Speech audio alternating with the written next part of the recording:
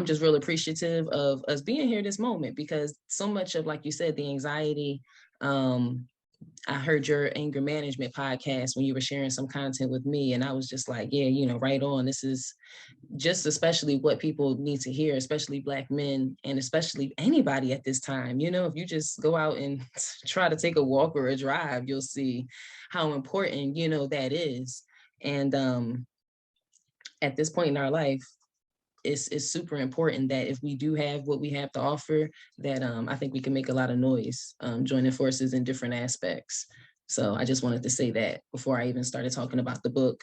Yeah, I admire anybody that puts a book together. Like I think you were partially inspirational when you put out your meditation journal. I was like, wow, this is really, really starting to happen around me.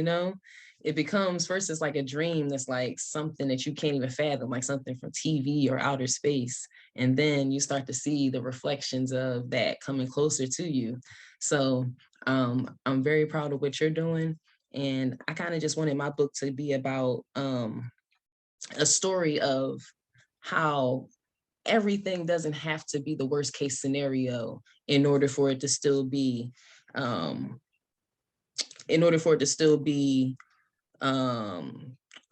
what's the word that I'm trying to say? In order for it to be authentic.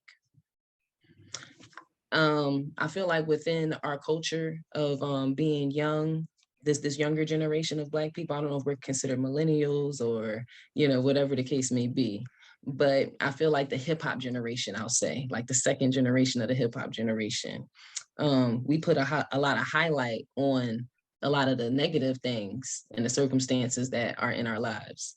And if we don't do that, then we just kind of fantasize about how things would be or can be for us, and then we leave out everybody else. You know what I mean? It's like you can't have both. So I just really just sought out to really just tell my story, which has always kind of been a little bit. I'm sorry, that's my cat. I think he wants attention. I'm gonna go ahead and open up the door. Sorry about that. That's good. He did not want to be held back in that kitchen. I had the door closed on him. Where was I? Being Black. Yeah. Being Black is sometimes I feel like it's difficult to be your authentic self, because the stories that have been told for us and the ones that we perpetuate, like the stereotypical struggle story, you know what I mean? Or the rags to riches, is usually what people want to hear. And I was like, I the things that have happened in my life severely affected me. For some reason, other people don't think that, certain things are a big deal, but I think that they're a big deal. And I just have to get that across.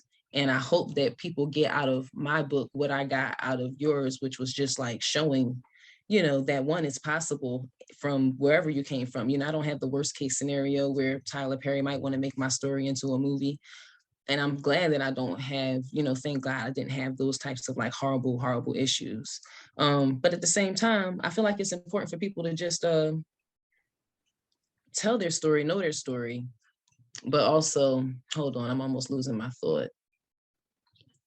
Because really where I'm getting at, and I think I'm kind of like pussyfooting around it, is that like sometimes when I was growing up, I didn't feel Black enough.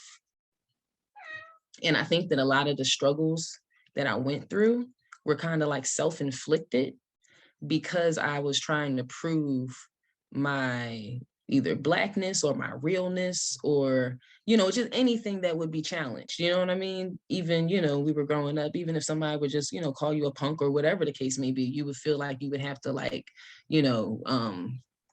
stand up for yourself or do something about that. So I guess all my life I've kind of felt like, damn, you know what I mean? Like maybe I had certain advantages and I should have gone further with them, or maybe I don't really understand what it feels like. So I feel like a lot of things that I went through, I didn't have to go through, but I went through them almost like on a spiritual level to try to understand more about life, and more about myself and people, so that I wouldn't come from a judgmental place. And I don't know if any of this is making sense, but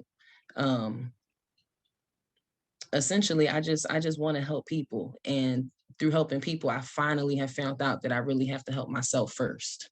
Like I'm finally learning that you have to put yourself first, and that if you don't, you're really just avoiding and hiding from essentially what the biggest thing that could change anything is. You know what I mean? Which is yourself. Thank you for listening to this episode of the Enlightenment Moment Podcast.